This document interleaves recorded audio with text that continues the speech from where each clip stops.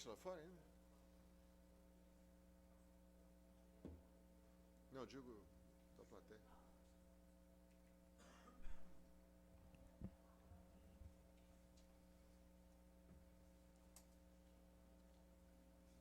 Tá vivo. Tá vendo?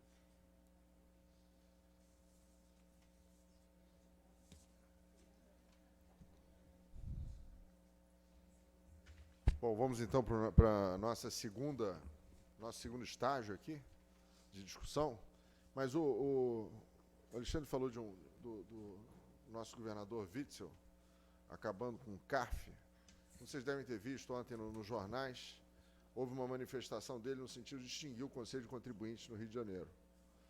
Isso é um dos maiores absurdos que pode acontecer. Essa discussão já houve em âmbito federal. Mas nós, no Rio de Janeiro, não precisamos disso definitivamente. Isso vai, em primeiro lugar, vai tornar a sobrecarga que trará ao Poder Judiciário incrível. E é um tiro no pé, por quê? Porque o Conselho de Contribuintes ele funciona como um filtro atualmente. Nós temos, nas contas que foram demonstradas, que eu não sei se são exatas, acredito que não, 30% só das decisões é que são modificadas em relação aos autos de infração que foram lavrados. Então, o governador diz, olha, se está só carimbando autos de infração, eu não preciso do Conselho. Ainda que seja só esses 30% que ele se refere, o que nós temos? Nós temos um volume de processos de 30% de autuação que vai passar a ser resolvida pelo Poder Judiciário. Em relação a esses 30% que serão certamente modificados no Poder Judiciário, vai ter honorário de sucumbência. Então, você vai ter uma dupla oneração do Estado, não só pelo trabalho que ele vai ter em função da questão do fato de que essas discussões vão sobrecarregar a Procuradoria-Geral do Estado, por exemplo, nas discussões no tribunal, como o fato de que haverá essa oneração da questão do honorário de sucumbência. Por outro lado, nós ainda temos uma diminuição da já prejudicada atratividade do Rio de Janeiro como investimento. Ninguém quer investir num Estado que tem esse tipo de segurança jurídica, não é? Em segundo lugar, retira do contribuinte a possibilidade de utilizar um instrumento que, muitas vezes, torna possível que ele se defenda. Porque, se não for isso, ele vai ingressar em juízo e vai ter que oferecer garantias para poder discutir isso em juízo.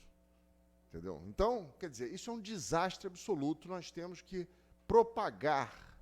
Onde nós formos, nós temos que falar contra isso. Mas tentar trazer todas as instituições possíveis para se manifestar contrariamente a isso. Seja no Rio de Janeiro, seja no município, muito mais ainda no CARF. Então, eu passo a palavra aqui ao Alexandre Erlim, para que ele dê continuidade a essa segunda etapa, que vai tratar da anistia fiscal do RERCT, né? E implicações fiscais e penais. Bom, passando aqui a segunda etapa, eu queria destacar que a gente tentou aqui chamar um representante da Receita Federal do Brasil para compor a mesa e discutir esse tema e também o tema anterior com a gente, mas por uma questão de sensibilidade dos temas não foi possível. Tentamos também trazer representante do Ministério Público Federal, sobretudo para tratar dessa questão criminal junto com o André, mas por uma questão de agenda também não conseguimos. Um bom sinal, sinal de que eles estão trabalhando no combate à corrupção para melhorar a nossa vida no futuro. Então, eu me senti obrigado aqui a trazer duas questões que hoje estão causando uma controvérsia no âmbito tributário em relação à questão específica do regime especial de regularização tributária em cambial, o famoso REST, parece alemão, REST, mas foi a sigla que escolheram para tratar disso. Uma é a seguinte, muito se discutia em relação à redução de capital correspondente a participações societárias detidas por pessoa física residente do Brasil em offshore, que tenha sido objeto de regularização no REST. Nesse ponto, a redução de capital ela tem uma tributação adequada que você só pode tributar ali o que exceder ao principal e o que, se for moeda nacional, eventualmente, a avaliação patrimonial que excedeu o teu custo de aquisição originário, e o lucro você poderia tributar como rendimento.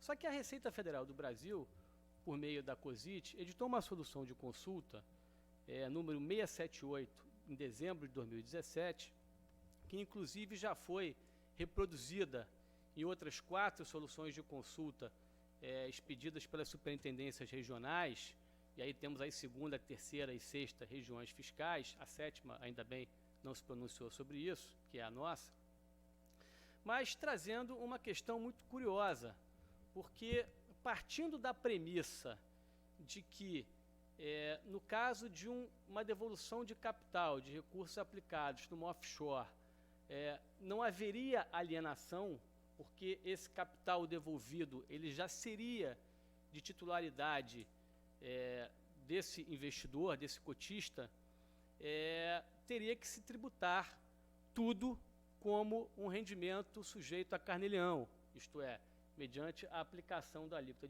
de até 27,5%, em vez da alíquota de 15% a 22,5% aplicável ao ganho de capital. Normalmente, como essas reduções são inferiores a 5 milhões, seria a alíquota de 15%. Uma questão importante em relação a isso é que, se não há alienação, por ser o investidor o proprietário desses recursos no final do dia, o que se está fazendo com essa solução de consulta é desconsiderando a personalidade jurídica da offshore.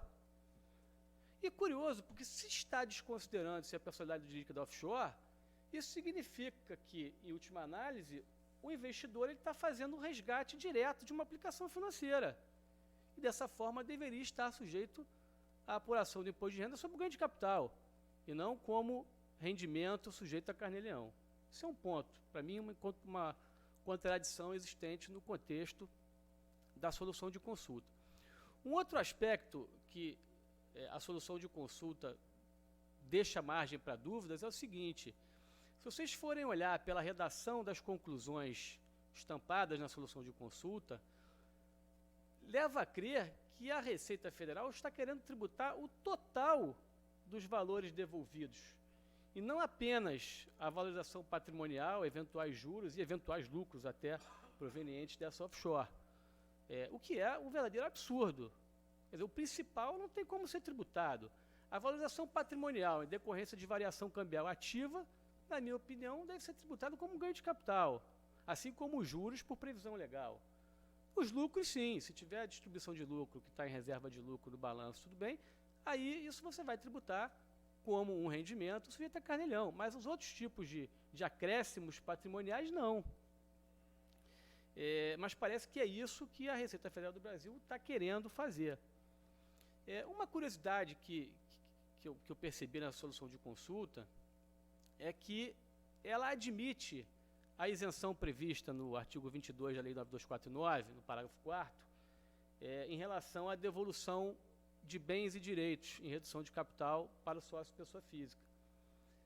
Agora, ela não considera o dinheiro nessa regra, incluído nessa regra. Por quê? Porque, na opinião da Receita, o dinheiro não é um bem imóvel. Como não? O dinheiro não é um bem suscetível à aferição de valor? É um bem imóvel patrimonial, de natureza patrimonial?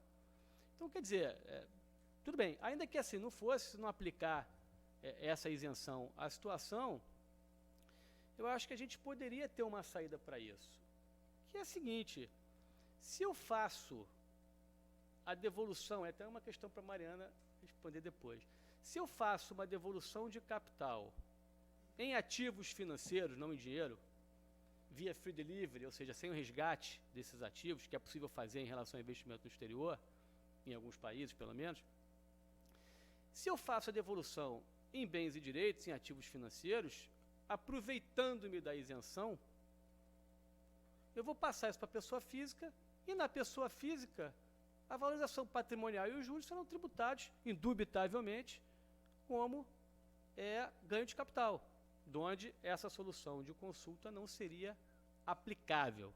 Mas isso é uma questão, eu estou só colocando aqui para debate, foi uma perspectiva que eu vi lendo essa solução de consulta, que quando eu vi a primeira vez me apavorou, porque, na verdade, contrariou toda a orientação que a gente sempre deu para os clientes em relação à apuração de valorização de imposto sobre valorização patrimonial de offshore. Mas ela está aí, inclusive tem uma recentíssima de maio desse ano, não sei se da segunda ou da terceira região, mas tem aí, isso está sendo replicado, né, nas esferas regionais, e eu acho que é um motivo de preocupação aí para quem tem clientes que aderiram ao REST. Um outro aspecto também recente, e talvez por isso a Receita Federal não tenha querido mandar um representante aqui para discutir com a gente, é a inclusão de notas ao perguntas e respostas do REST. Você tinha lá a pergunta 40, eu vou até ver aqui, eu trouxe as notas escritas para dizer direitinho como é que foi a alteração. Você tinha uma nota 40 que se perguntava, o declarante, lá atrás, originariamente, né, antes da adesão ao REST, o declarante precisa comprovar a origem lícita dos recursos? Essa era a pergunta. A Receita dizia, não há obrigatoriedade de comprovação. O ônus da prova de demonstrar que as informações são falsas é da RFB. Logo, o ônus da prova era da RFB, o sujeito ia lá, apresentava a DERCAT, recolhia o imposto e a multa, fazia as retificações das declarações que tinha que fazer, tributárias e cambiais, e pronto. Eventualmente, se a Receita apurasse por outros elementos que há algum indício de crime ou coisa que o valha, ela abriria um processo para o contribuinte aí sim se defender. Mas ele não teria a obrigação de comprovar a origem desses ativos.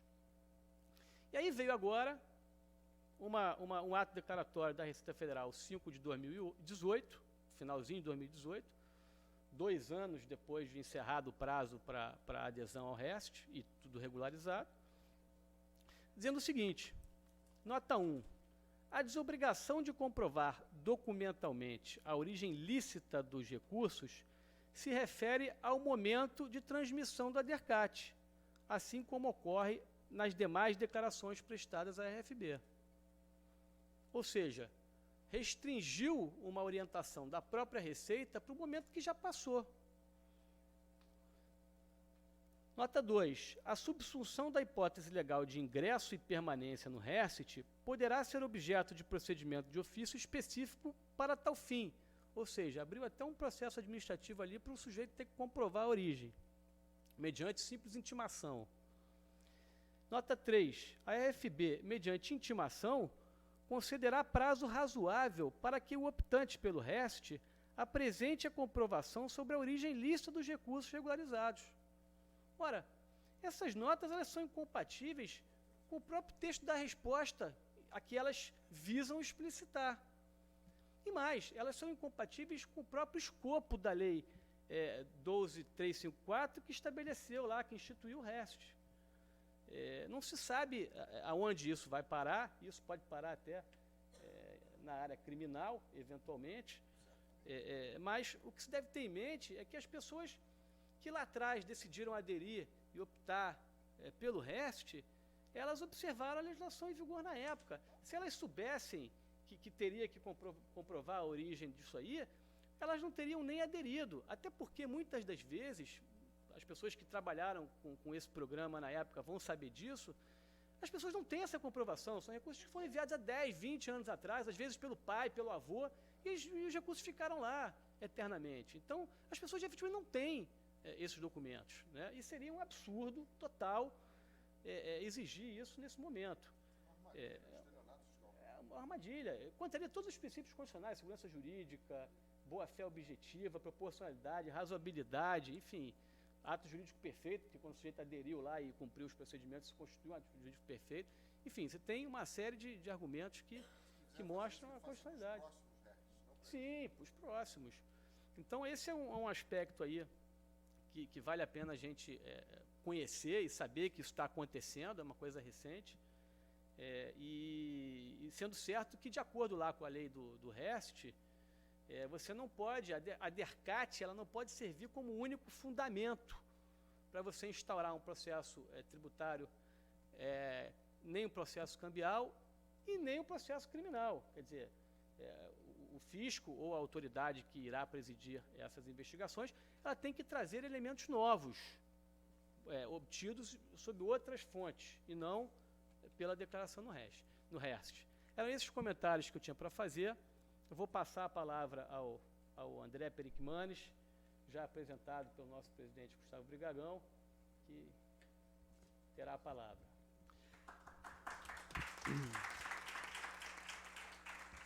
Bom dia a todos. Primeiro, agradecer o convite de vir aqui falar. Devo dizer que eu, como penalista, apesar de já ter alguma experiência, muitos cabelos brancos, mais idade do que eu gostaria de ter, mas ainda hoje me sinto um novato ignorante em matéria de direito tributário. Toda vez que eu sento... Bom, isso me tranquiliza, porque quando eu estou entre os meus, eu digo que ninguém sabe, mas é para esconder minha ignorância. Mas, efetivamente, eu ouvi atentamente aqui, fui ficando cada vez mais preocupado com essa questão aí da tributação, estou bastante preocupado. Bom, enfim, uma outra questão também, antes de eu começar a falar, gente, é me explicar. Eu, como o Gustavo falou, eu sou professor, mas eu sou professor à moda antiga. Eu não utilizo... Data Show eu descobri o que é outro dia, porque toda vez que eu ia dar uma aula em pós-graduação, me perguntavam, você vai usar Data Show? E durante um tempo eu dizia não, mas sem saber o que era. Até um dia que eu resolvi saber o que era e continuei não usando. Então, não sei se é pela minha natureza, pela carreira que eu segui, eu sou mais da troca aqui, enfim, da exposição de ideias não vou me utilizar, portanto, de nenhum recurso audiovisual. E, por fim, eu já queria pedir desculpa, eu não conheço a maioria das pessoas aqui, mas se eu cometer alguma indelicadeza, não é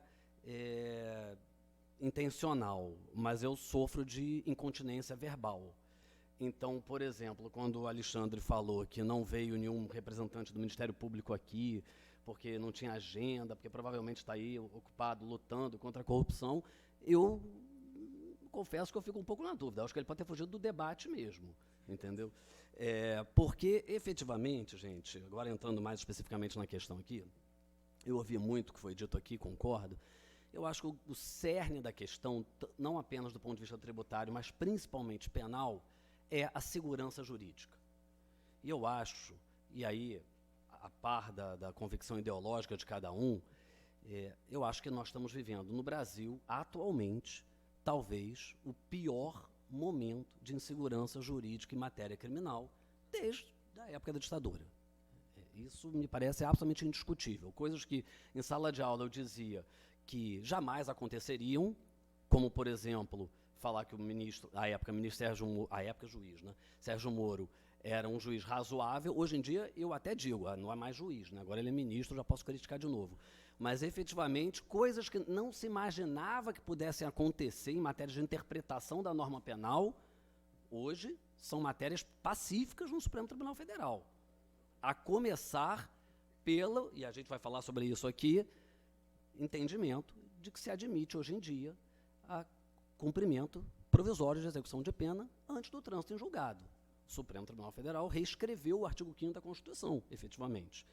Entendeu que a Constituição é uma Constituição de princípios, então que o que haveria ali positivado quando a Constituição diz no seu artigo 5º que ninguém será considerado culpado antes do advento de decisão condenatória do trânsito em julgado, aquilo ali era apenas um princípio e que deveria ser adequado à realidade do país. Enfim, então, o que nós não temos no país hoje em dia, indiscutivelmente, e sobretudo em matéria criminal, é segurança jurídica. E essa questão é extremamente relevante com o tema que a gente está tratando aqui, como, aliás, o Alexandre já começou, né? Enfim, trazendo para o que eu vou falar, a questão da prova, da inversão do ônus da prova. Eu faria até uma comparação, enfim, com um instituto que talvez quem não trabalha na área criminal não lembre, isso talvez esteja perdido lá nos primórdios das primeiras aulas de direito penal, da abolício criminis. Quer dizer, o sujeito, e o princípio da irretroatividade da lei penal. O sujeito pratica uma conduta que naquele momento é permitida. 2 anos depois, se ela vier a ser criminalizada, ele não pode ser responsabilizado por aquilo. O mesmo vale para cá. na época da adesão ao programa. Não era exigida a comprovação da origem lícita. 2 anos depois, por uma, eu vou usar o termo aqui, né, que é o nome técnico, um ato declaratório interpretativo. 2 anos depois, se passa a dizer que a Receita pode, então, num procedimento que não está previsto na lei, criar um procedimento investigatório interno deles e aí dar um prazo razoável, não define o que é razoável, também, porque também é um outro problema, o conceito de razoabilidade. Acho que hoje em dia, no país que a gente vive, em cada casa tem alguns conceitos diferentes, né? Aquelas famílias que conseguiram se manter unidas depois da eleição, enfim, né? Todo mundo aqui sabe, né? Eu tenho uma advogada lá no escritório, que, só um pequeno parênteses, que ela é, enfim, esquerdista, enfim, ligada a movimentos sociais, e os pais são fazendeiros, latifundiários. Então, ela diz, eu não sei como eu cumprimento meus pais ou como meus pais me cumprimentam, mas sobreviveram, e eu acho que isso, enfim, eu vejo que isso se repetiu muito por aí. Mas, enfim, voltando ao que eu estava dizendo, no momento em que nós não temos segurança jurídica mínima nesse país, e mais, no momento, e esse é um outro problema também, extremamente punitivista, porque na nossa sociedade nós compramos a ideia de que criminalidade se resolve com punição, de que criminalidade se resolve com cadeia. A sociedade como um todo comprou essa ideia. E que o direito penal resolve os problemas da criminalidade. Essa é uma ideia, obviamente, a meu ver, me permitam a indelicadeza se alguém discordar, uma ideia, obviamente, falsa, foi vendida uma história, uma mentira para a sociedade, mas a sociedade comprou isso. Que os problemas sociais vão ser resolvidos na base da imposição da lei penal. Como se a própria definição do que seria o crime não fosse uma escolha político-legislativa. Efetivamente, é o que a gente vê aqui, né? Muito claramente.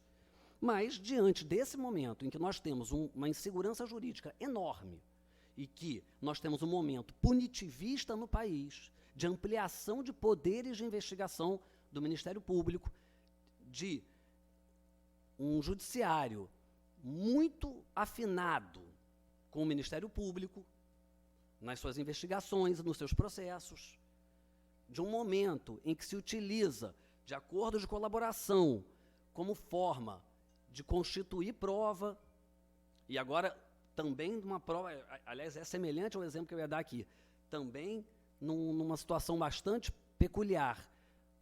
Hoje em dia, a jurisprudência já vem entendendo que se o colaborador descumprir as regras do acordo, o acordo persiste, só que ele perde o benefício, ou seja, ele confessou o crime, basicamente, o que não é o que está previsto na lei.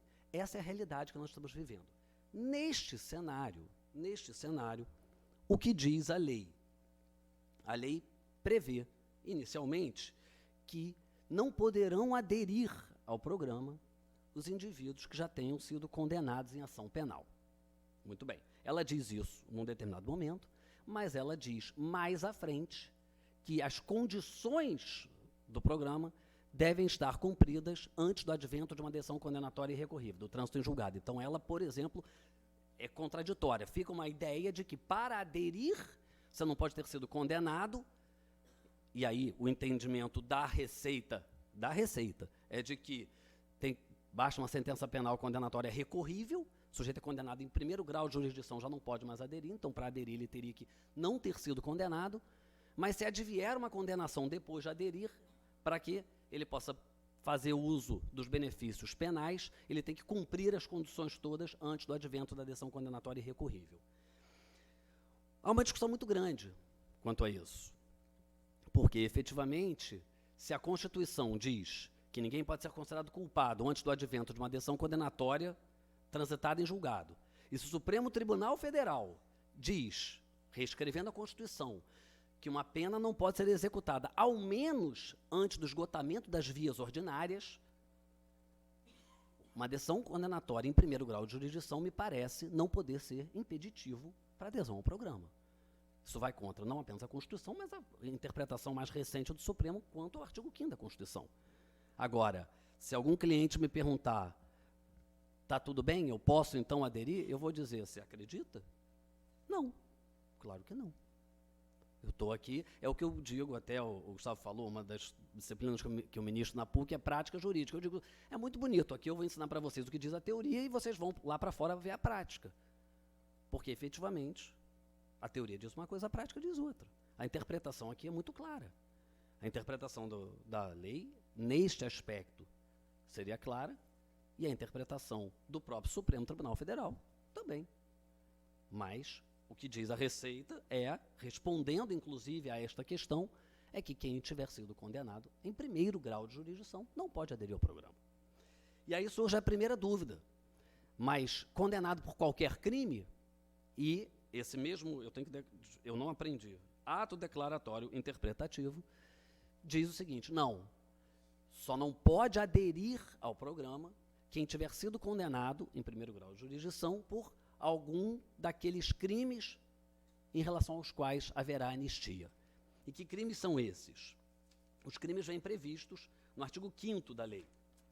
São os crimes de sonegação fiscal, em algumas de suas modalidades, porque a Lei 8.137 prevê os crimes de sonegação fiscal, prevê várias modalidades, mas, a rigor, são os crimes de supressão ou redução de tributos, em suas diversas modalidades.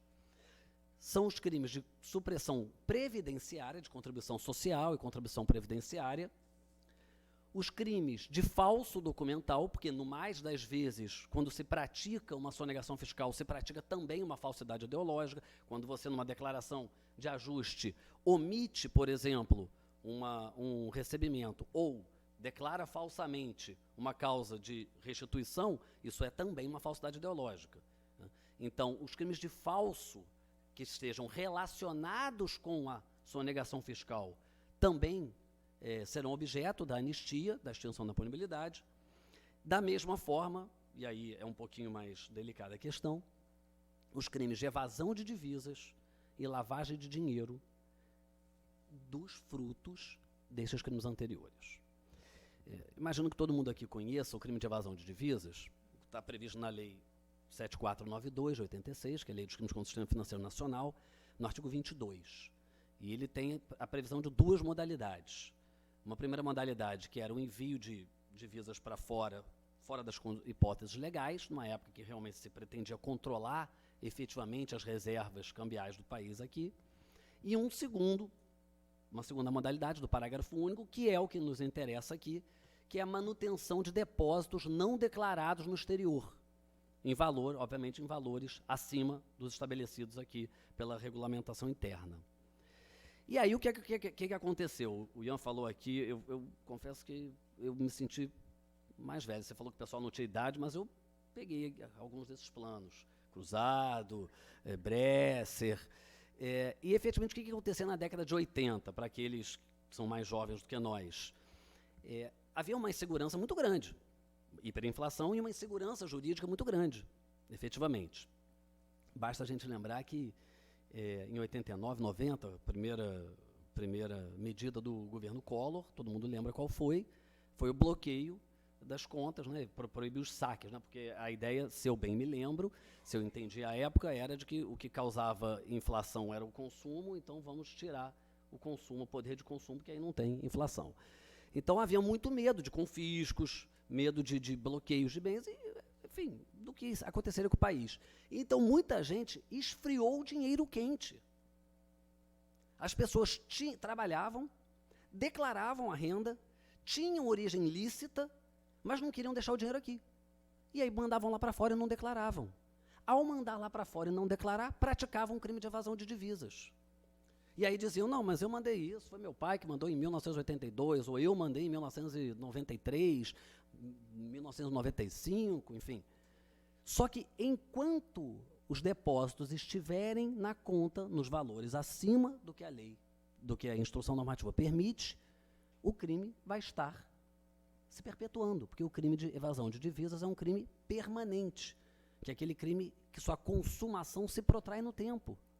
É o que, como a gente diz, né, extorsão mediante sequestro. Enquanto a vítima estiver no cárcere, o sujeito está em flagrante delito e o crime persiste. Então não adianta dizer que, mas eu fiz o depósito há 10 anos, 12 anos. Porque se você ainda tem a conta e continua omitindo a existência da conta, continua praticando o crime de evasão de divisas.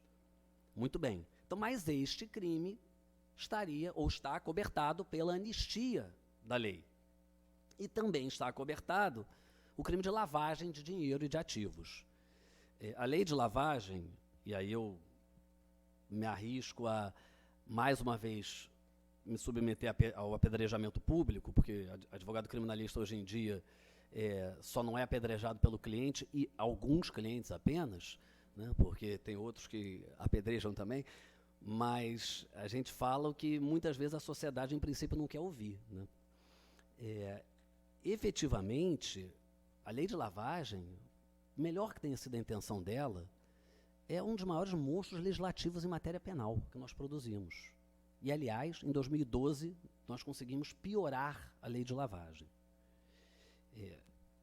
Dentre, imagino que todo mundo conheça, se não conhece, vale a pena a leitura, mas dentre as medidas previstas na lei de lavagem, definidas como crime, está, por exemplo, a manutenção de escritório, e aí isso é para nós, que tenha como atividade principal ou secundária a prática de crimes referidos na lei.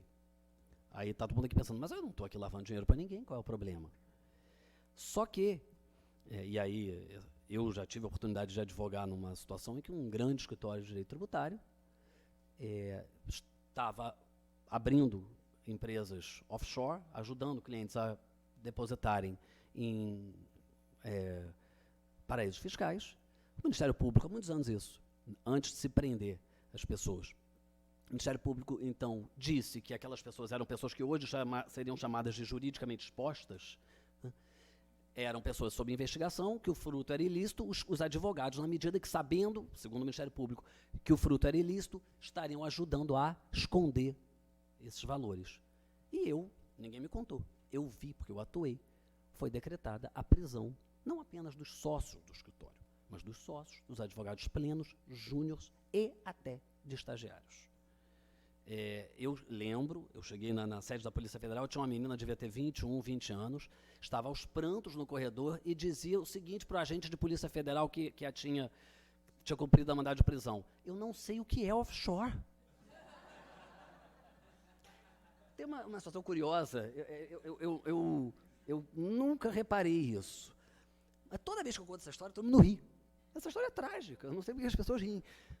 E aí o agente de Polícia Federal dizia, não se preocupa, porque era prisão temporária, né? Aquela prisão da Lei 7960, que dura 5 dias mais 5 se não for crime hediondo. E aí ele dizia, não se preocupa que de repente o delegado não pede a renovação, você só fica 5 dias presa. E isso, gente, foi em 2000 e lá vai fumaça. Foi antes. Então, é uma lei que visa efetivamente incriminar, entre outras coisas, o exercício da advocacia. É importante a gente ter isso em mente. E essa lei, todo mundo sabe, criou o COAF. Criou uma série de sujeitos obrigados, aos quais a lei impôs o dever de fiscalização, comunicação, todo mundo conhece aqui, compliance, todas as obrigações, e impôs sanções civis e administrativas, e hoje já se discute de natureza criminal, de quem viola o dever de comunicação.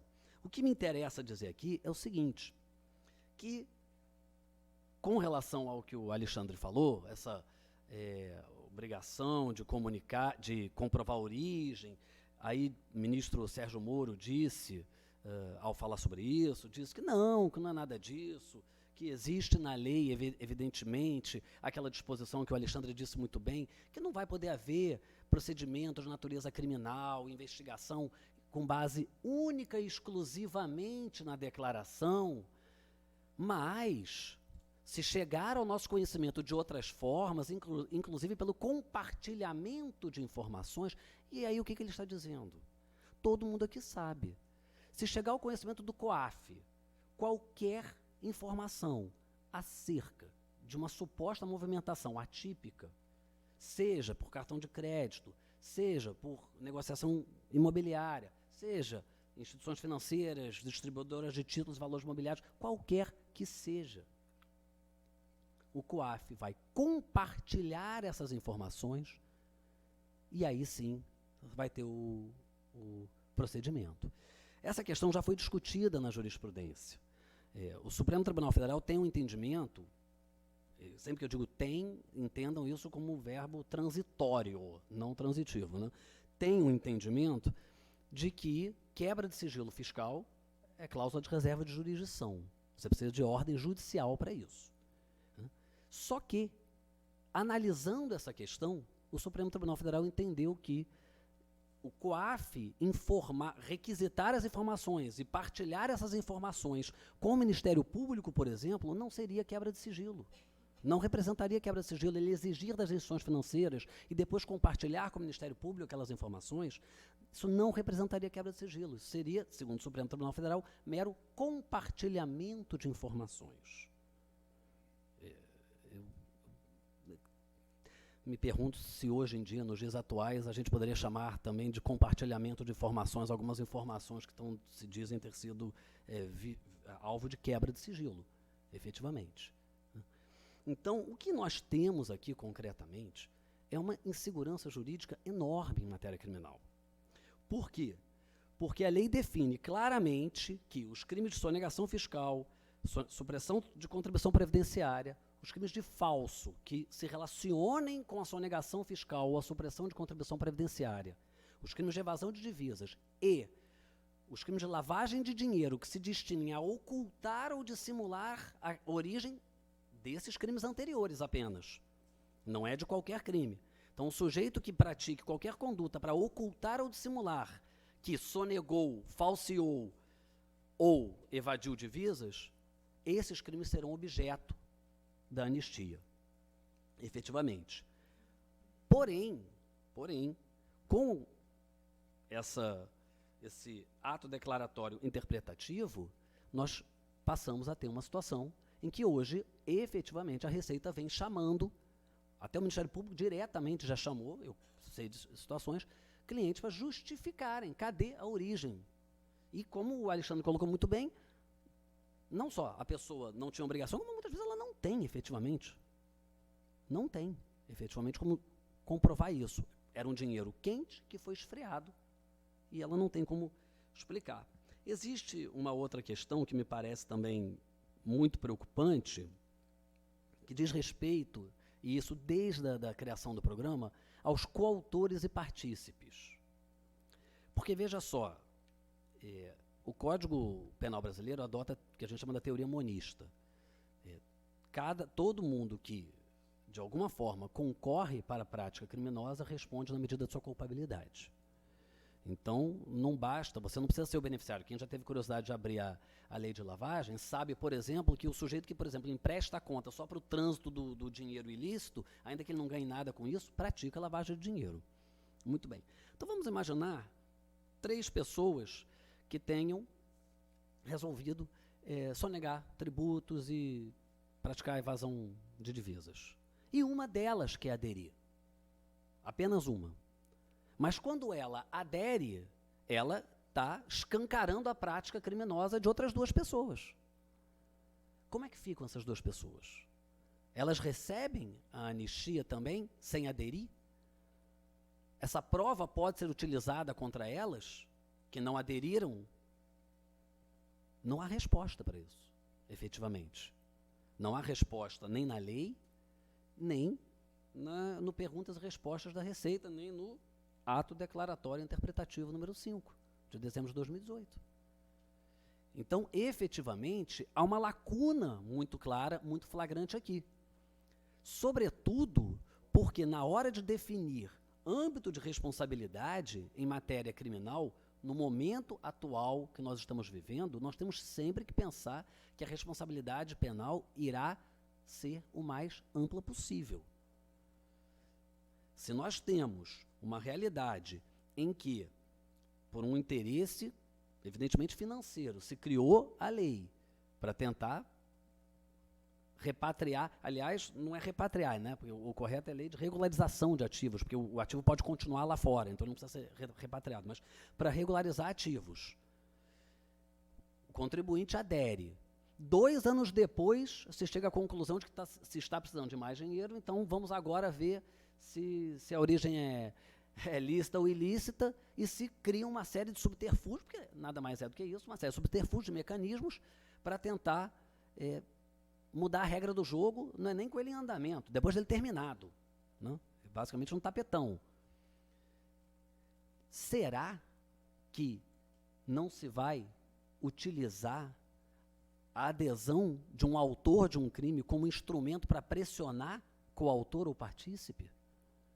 Qual é a proteção que essas pessoas têm? É sempre bom a gente lembrar que o direito brasileiro adota atualmente a teoria do domínio final do fato. E a teoria do domínio final do fato foi, a meu ver, aliás, minto, a meu ver não, a meu ver do criador dela, que é o Roxin, ele disse isso num seminário aqui do IBCCRIM em São Paulo, muito mal compreendida pelo Supremo Tribunal Federal. O Supremo Tribunal Federal, no julgamento da Ação Penal 470, conhecida como ação do mensalão, entendeu que, pela teoria do domínio final do fato, autor do fato seria não apenas quem pratica a conduta proibida, mas todo mundo que poderia aderindo poderia evitar a prática daquela conduta. Então, pessoas em cargos de direção, por exemplo, pelo cargo de direção e pela possibilidade que teriam de impedir a prática de determinada conduta, pela teoria do domínio final do fato, poderiam ser responsabilizadas. Isso é um erro grosseiro da interpretação da teoria. Porque o que a teoria diz é o seguinte: historicamente, o conceito de autoria no direito brasileiro é relacionado a quem realiza o que a gente chama do núcleo do tipo. Matar alguém. O sujeito executa os disparos. Partícipe seria todo mundo que aderisse àquela conduta e ajudasse, instigando, induzindo ou auxiliando.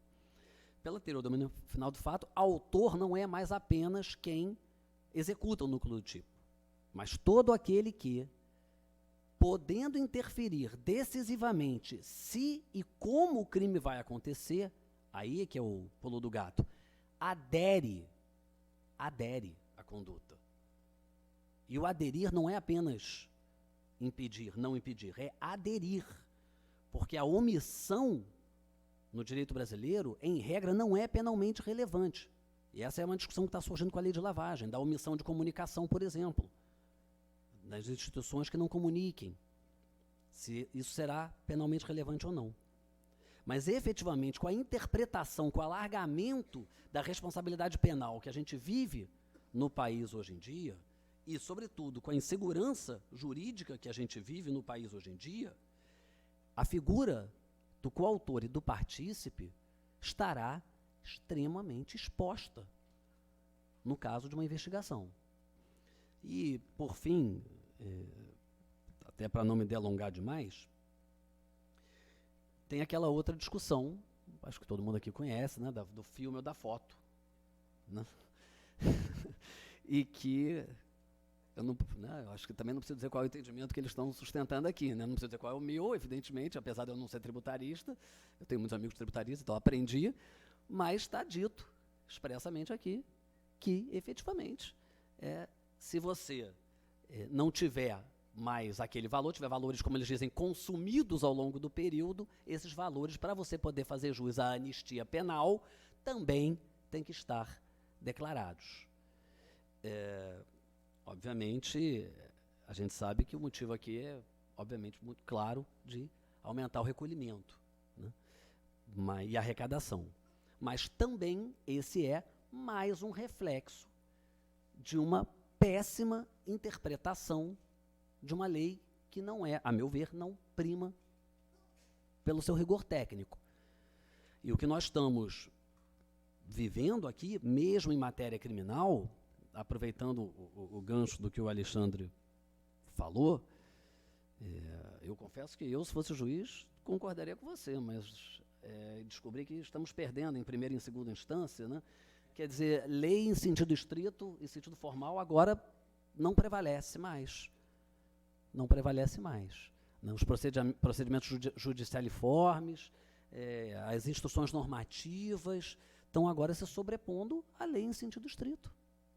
Então, diante desse cenário, eu tenho alguns clientes, um muito querido, que me chamava de terrorista, dizia que eu fazia terrorismo, mas, efetivamente, diante desse cenário, eu acho que nós temos que ter muita preocupação. Nós temos que ter muita preocupação, porque, a rigor, a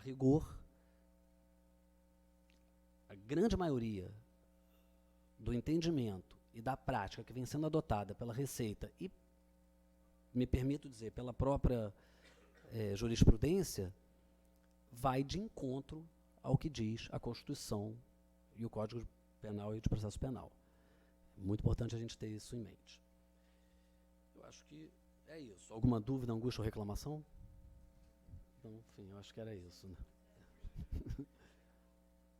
Então, obrigado.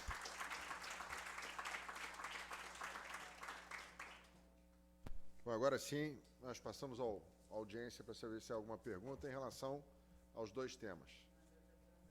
Diga.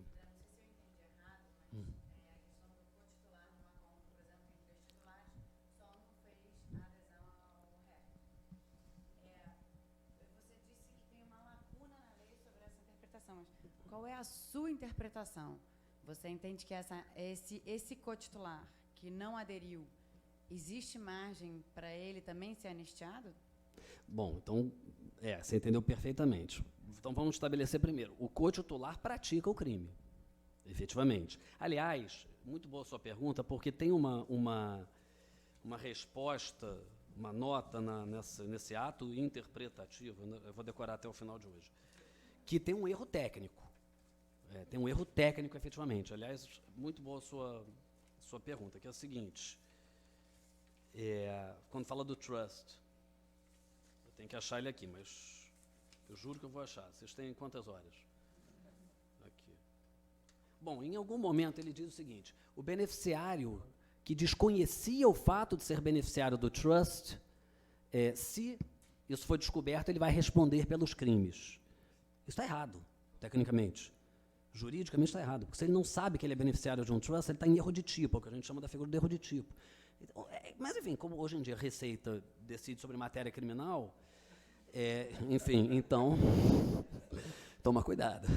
Enfim, a rigor, o cotitular se ele sabe, se ele efetivamente tinha como declarar a existência da conta, enfim, partindo dessa premissa, ele é coautor, efetivamente, do delito. A meu ver, ele não deveria, ele poderia ser anistiado. Por quê? Porque o interesse da lei é a regularização do ativo. O ativo está regularizado.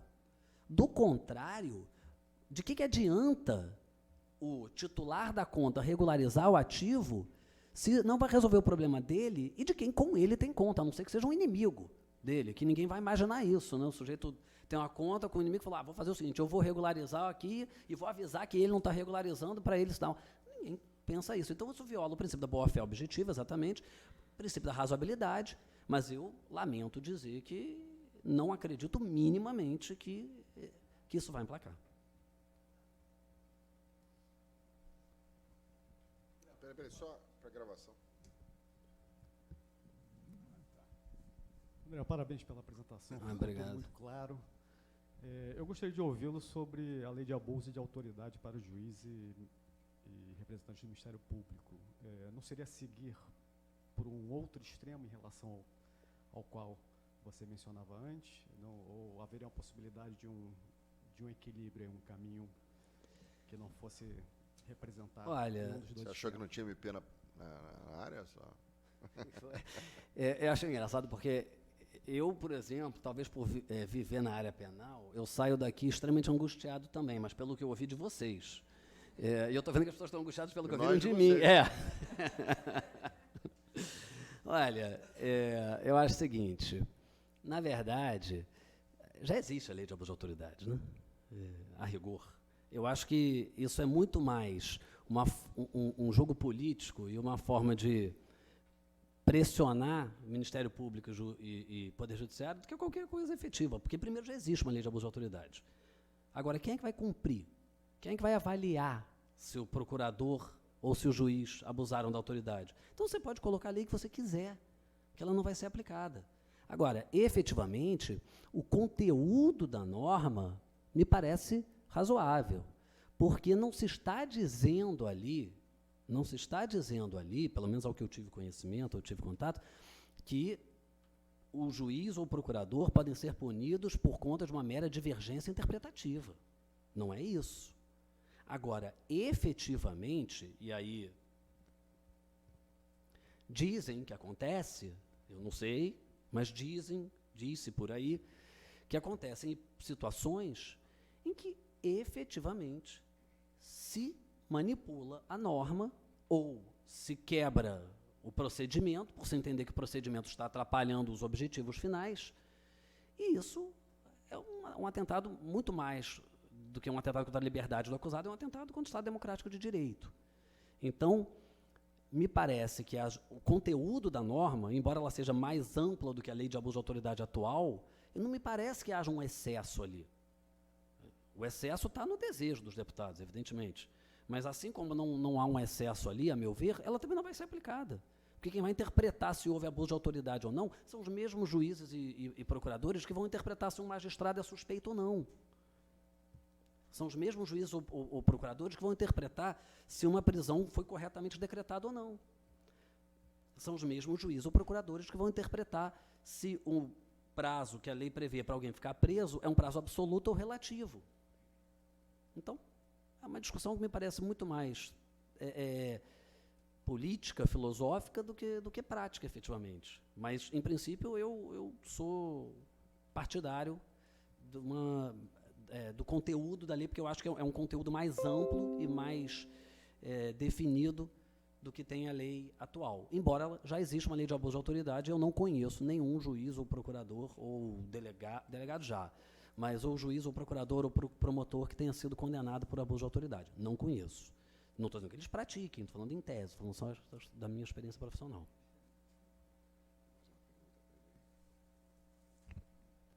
Você mencionou a insegurança Fogo amigo, jurídica vê lá. no processo interpretativo do direito penal.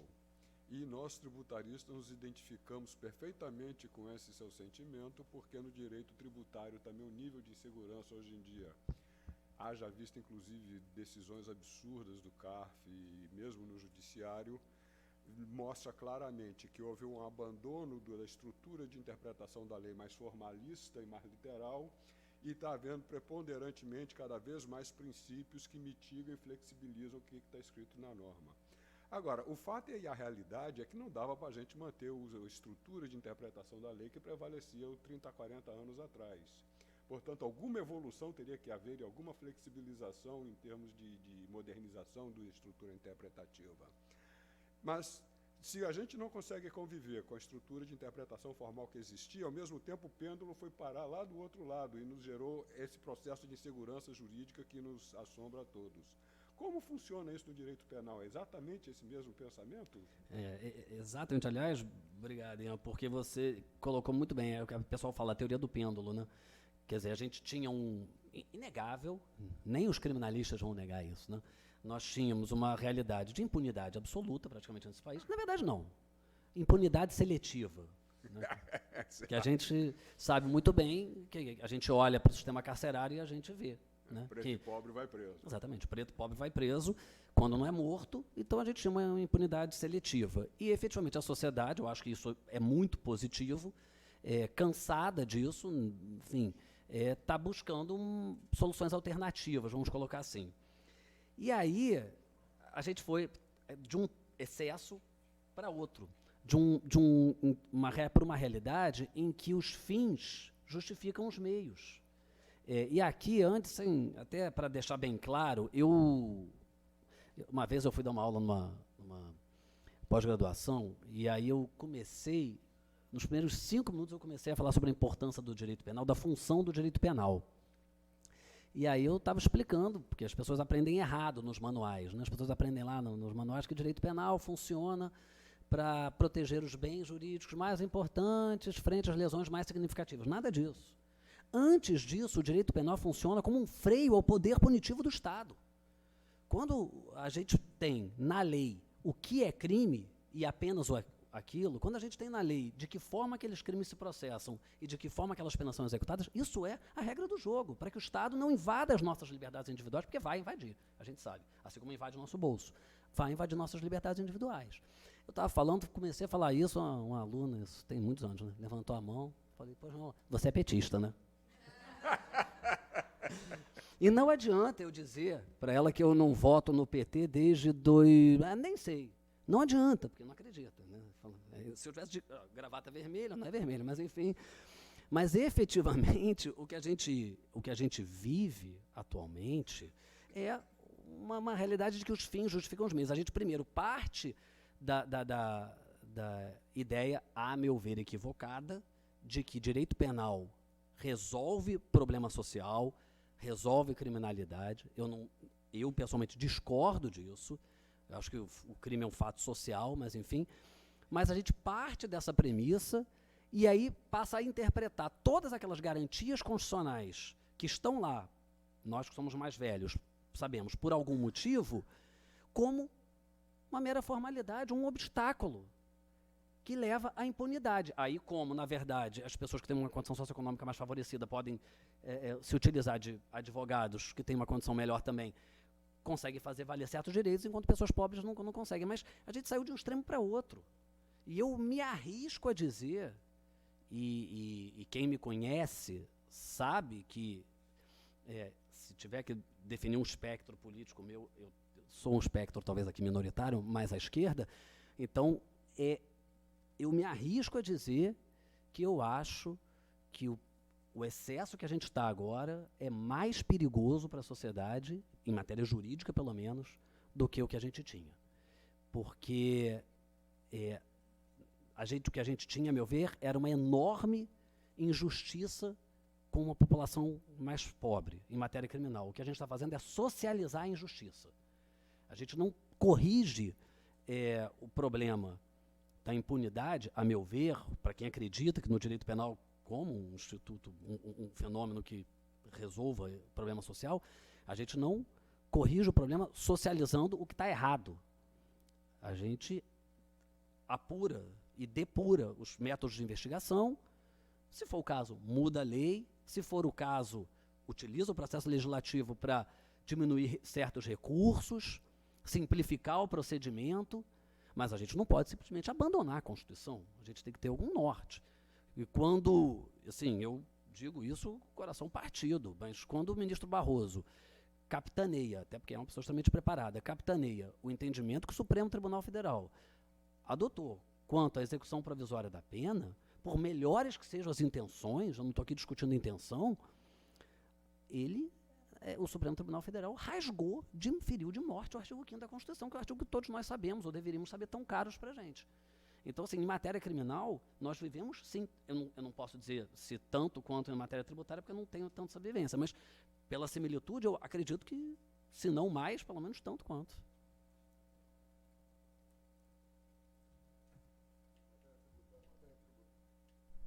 Matéria tributária é a mesma coisa. O ativismo judicial, ele existe em matéria tributária de uma forma escancarada, entendeu? Então, você tem o ativismo judicial e a inércia legislativa, porque o princípio do direito tributário, ele segue basicamente os mesmos princípios e com a mesma força do direito penal, legalidade, tipicidade e tudo mais.